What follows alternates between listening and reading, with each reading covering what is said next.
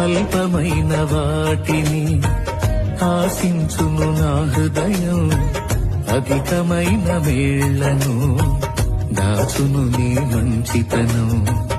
ఏది నిన్ను కోరాలో ఎరుగదు నా వెర్రితనం, ఏది నిన్ను కోరాలో ఎరుగదు నా వెర్రితనం.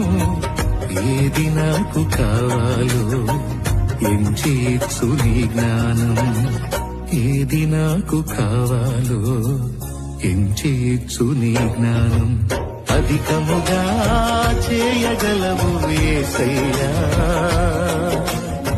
నన్ను నడిపే సారథివి నీవేనయ్యా. తండ్రి అంటేనే అన్ని ఇచ్చేవాడు, పిల్లలందరినీ పోషించేవాడు. నీకు ఏం కావాలో ముందే తెలిసినవాడు, నువ్వు అడగక ముందే సిద్ధం చేసేవాడు. ఎన్ని ఇచ్చాడంటే తండ్రే అవుతాడు, సృష్టి చేశాడంటే దేవుడే అవుతాడు. అన్ని ఇచ్చిన దేవునిని తండ్రిని గుర్తించవా? తల్లి తండ్రిని ఇచ్చింది దేవుడని నీ వెలుగవా? ఆలోచించి నీవెవరో తెలుసుకో, ఆ దేవుడి తండ్రిని అందరికీ తెలుపుకో. ఎవరికి తెలుసు నువ్వు కావాలనే దేవుని మనసు? అన్నీ ఇచ్చిన నువ్వు నమ్మను అంటే బాధే తనకు. శాస్త్రానికందని నిర్మాణమా, మానవ శరీర ఆకారమా? శాస్త్రానికందని నిర్మాణమా, మానవ శరీర ఆకారమా? పిల్లలు కావాలని కోరుకున్నా కలుగుటలేదు, కారణమేమని? పిల్లలు కావాలని కోరుకున్నా కలుగుటలేదు, కారణమేమని యోచించుమా? ఓ మానవా, నీ జన్మదినమే రహస్యమా? అనాది దేవుని సంకల్పమా? ఇంకా బ్రతికి ఉన్నామంటే కేవలము నీ కృపా, ఇంకా సేవలో ఉన్నామంటే కేవలము నీ కృపా. ఏ మంచితనము లేకున్నను, ఏ మంచితనము లేకున్నను కొనసాగించినది నీ కృపా, నిలబెట్టుకున్నది నీ కృపా. నీ కృపా, నీ కృపా ఆకాశము కంటే హెచ్చైనది. నిన్ను కన్న తండ్రి నీ కోసమే ఆలోచించి సృష్టి చేశాడు. నువ్వు తిరిగి తనకై ఆలోచిస్తావనే ఆశపడి దాన్ని రాశాడు. దేవుడంటే లెక్కలేక, దైవాలోచనలనేవి లేక, తండ్రి ఆశ తెలుసుకోక లోకాశల్లోనే మునిగిపోతే, తండ్రి మనసు నొచ్చుకోదా, తండ్రి గుండె పగిలిపోదా? నిన్ను చూడగా గుండె బరువు ఓపలేక, ప్రకృతికి చెప్పుకుంటే నీకు పట్టగా లోకమే నిజమని మోసపోకు సోదరా. ఎండమావిలాంటిదే కాస్త గమనించగా, కళ్ళు తెరుచుకో, మనసు మార్చుకో, తండ్రి బాధ తెలుసుకో. ప్రతి ఉదయాన్ని వాత్సల్యముతో నన్ను ఎదుర్కొందువు, నీదు కరుణతో తరములలో ఇలా సంతోష కారణముగా చేసినావు నీకే స్తోత్రము. తరములలో ఇలా సంతోష కారణము నన్నిలా చేసినావు నీకే స్తోత్రం. తప్పు కప్పుకొని తప్పించుకొనుట దేవుని దృష్టికి నేరం. తప్పు ఒప్పుకొని దిద్దుకొనువాడు పొందుకొనును కనికరం. నిలుచున్నానని తలచుకొనువాడు పడిపోకూడదు భద్రం. పడి చెడిన వాడు నిలుచున్నానని ప్రకటించుటయే తంత్రం. మరుగైనదేది దాచబడదురా, బయట పడుతుంది సత్యం. రహస్యమైనవి వెలుగులోన ప్రకటింపబడును, ఇది తథ్యం. దేవుడు ఉన్నాడు, నిన్ను చూస్తున్నాడు, నీ ప్రతి అడుగడు గమనిస్తున్నాడు. దేవుడు ఉన్నాడు, నిన్ను చూస్తున్నాడు, నీ ప్రతి అడుగడు గమనిస్తున్నాడు. దేవుడున్నాడు, జాగ్రత్త. ఒకసారి ఆలోచిద్దాం. ఈ వారం అంతా యథార్థంగా చెప్పు, ఎన్నిసార్లు నువ్వు ప్రార్థన చేసావు ఈ వారం? కనీసం ప్రార్థన లేని క్రైస్తవ జీవితంలో బ్రతుకుతున్నారు కొంతమంది. 100 సార్లు నువ్వు ప్రైజ్లాడి చెప్పడం కంటే 10 నిమిషాలు మోకాళ్ళేసి ప్రార్థన చేసావా? ఇంజన్ లేని కారు ఎంత అందంగా ఉంటే ప్రయోజనం ఏంటి? నీ ప్రైజ్లాడ్ ఎవరికి కావాలి? నీ వందనాలు ఎవరికి కావాలి? నీవు దేవునితో ఎంత సమయం గడిపావు? అందుకే మన ఆత్మ ఏమవుతుందంటే నేరసిల్లిపోతుంది. సంసోన్ అంత బలమైన పరిచయం చేయడానికి గల కారణం ఏంటో తెలుసా? అతడు ఆత్మ అంట రేకెత్తించబడుతుంది. ఆత్మ రేకెత్తించబడితేనండి నువ్వు దేవుల్లో చాలా బలంగా. కాలము సమయము నీ వశమే, జననము మరణము నీ వశమే.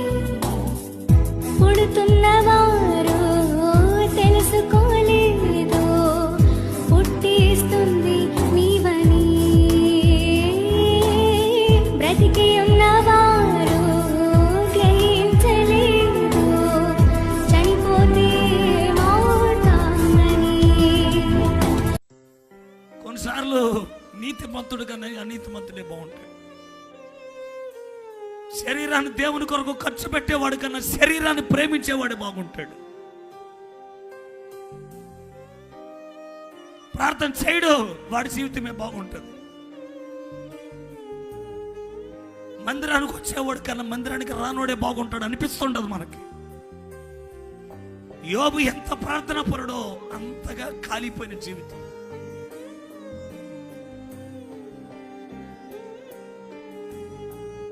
ఎంత నీతిగా బతుకుతుండే శరీరం ఎందుకు ఇలాగ అయిపోయిందని ఈ రోజు అడవల. కానీ శరీరాన్ని ప్రేమించి శరీర అందాలకి అలవాటు పడిన ఈ స్త్రీ ఉందే, భర్త దగ్గరకు వచ్చి అంటుంది యథార్థతను జోరేగా, చెవులో ఊదే ఒక జోరేగా. నీతిని ప్రేమిస్తున్నప్పుడు జోరేగలాగా నిన్ను డిస్టర్బెన్స్ చేస్తానే ఉంటాయి కొన్ని శత్రుమోకలు. యథార్థతను వదలవా? ప్రార్థన చేస్తున్నావుగా, శరీరం అలా సీగిపోయింది. కానీ అతను ఇలాగన్నాడు, ఈరోజు నేను శోధించబడుతున్నాను, రేపు నన్ను సువర్ణంగా మారుస్తాడు నా దేవుడు. అందరూ వచ్చేసి ఊడ్చే రకంగా ఉండాలి. నాకు తెలియదులే, ఎవరో ఊడుస్తారులే, ఎవరో చూసుకుంటారులే అంటే కుదరదు. మన ఇల్లు మనం అలానే ఉంచుకుంటామా? మన ఈ బెడ్రూమ్ అలానే ఉంచుకుంటామా? ఎంత నీట్గా పెట్టుకుంటాం? సంఘంలో చైర్స్ దుమ్ముగా ఉన్నా, సంఘంలో డస్ట్ ఉన్నా, సంఘంలో ఏదైనా అవసరత ఉన్నా, సంఘంలో ఏదైనా పని ఉందా, మనం ముందుగా వచ్చేసి ఉండాలా. నాకెవరు చెప్పలే అనే రకంగా ఉండకూడదు. సంఘంపై అలకలద్దు. గుర్తుపెట్టుకోండి, సంఘంపై ఎవ్వరూ అలగకూడదు. భక్తుడు అంటాడు, భేదములు రాక తప్పవు గాని అది ఎవరి వలన వచ్చినో ఆ మనుష్యునికి శ్రమ. సంఘాల్లో భేదాలు రాక తప్పవు, ఖచ్చితంగా వస్తాయి. కానీ ఆ మనుష్యునికి శ్రమ. భేదాలు తెప్పించకూడదు, సంఘంలో గొడవలు పెట్టించకూడదు, చిచ్చులు పెట్టించకూడదు. మనం అలిగామని 10 మందికి చెప్పేసి ఆ 10 మందిని ఆపడం కాదు, 10 మందిని ఎంకరేజ్ చేయాల, 10 మందిని సంఘానికి నడపాలి. ఒకవేళ నీకు అనారోగ్యంతో ఉండేసి నువ్వు రాకపోతే సంఘంలో ఉన్న వారికి ఫోన్ చేసేసి, అక్క ఈరోజు ప్రేయర్ ఉందంటగా వెళ్ళిపో, అక్క అన్న ఈరోజు ప్రేయర్ ఉందంటగా వెళ్ళిపో అన్న అని చెప్పాలా. ఎంకరేజ్ చేయాలి వారిని. నీ స్టేటస్ ఎక్కడ ఉంది? ఇతరులను ఎంకరేజ్ చేస్తున్నావా లేదా డిస్కరేజ్ చేస్తున్నావా? ఏం వెళ్దాంలే ఈరోజు, మరలా నెక్స్ట్ వీక్ వెళ్దాంలే, ఏం వెళ్దాంలే ఈరోజు, ఏముంటుంది అక్కడ, సాటర్డే ఏముంటుంది, 2-3 వేస్తారు, అసలు ఏముంటుంది, ఆల్రెడీ సండే వెళ్తాం కదా, సాటర్డే ఎందుకు అనే రకంగా ఉండద్దు. స్పిరిచువల్ గా మనల్ని మనం డిక్రీజ్ చేసుకోకూడదు, ఇతరులను డిక్రీజ్ చేయకూడదు. సంఘ గురించి భారం ఉండాలి. ఏ అవయవాలు చెయ్యాలని అమ్మా నాన్న అనుకోలేదురా, మా రూపంలో కావాలని అనుకున్నా పుట్టుటలేదురా. జన్మంటూ జరిగిందంటే ఆ దేవుని దయ వలనేరా, నీ కమ్మంటూ బ్రతికుందంటే ఆ దేవుని సెలవేనురా. ఈ జీవితం ఆ దేవుడే ఇచ్చాడని చెప్పాలిరా, ఇది చెప్పాలని ప్రతి మనిషిని పుట్టిస్తాడురా, ప్రతిగా ఆ దేవుడిరా. సృష్టిలో ఉన్నవి నీ కంటి ముందున్నవి, ఆకాశమైన భూమి అయిన సాక్ష్యమిస్తున్నాయి. సృష్టి చూస్తుంది దేవుని, సృష్టి చూస్తుంది మనిషిని, ఆ దేవునికి మనిషికి సృష్టి సాక్ష్యం ఇస్తుందిగా. ఆ దేవుడే ఈ సృష్టిని సాక్షిగా ఉంచాడుగా. దేవుణ్ణి నువ్వు నమ్ముకుంటే దేవుడున్నాడని చెప్పవా? ఆనాడు అబ్రహామే ఆ దేవుణ్ణి తెలిపాడుగా, బలిపీఠాలు కట్టాడుగా, దేవుణ్ణి ప్రకటిస్తూ వచ్చాడుగా, ఇస్సాకాలాగా చేశాడుగా, యాకోబు మందిరమే కట్టాడుగా. వీరి భక్తి దేవుడు చూసి వారి దేవుణ్ణని అన్నాడుగా. మన జీవితం ఒక యాత్ర, మన గమ్యమే ఆ యేసు. మన జీవితం ఒక పరీక్ష, దాన్ని గెలవడమే మన తపన. మన జీవితం ఒక యాత్ర, మన గమ్యమే ఆ యేసు. మన జీవితం ఒక పరీక్ష, దాన్ని గెలవడమే మన తపన. నీ చేతితో చేసావులే, నీ రూపమిచ్చావులే,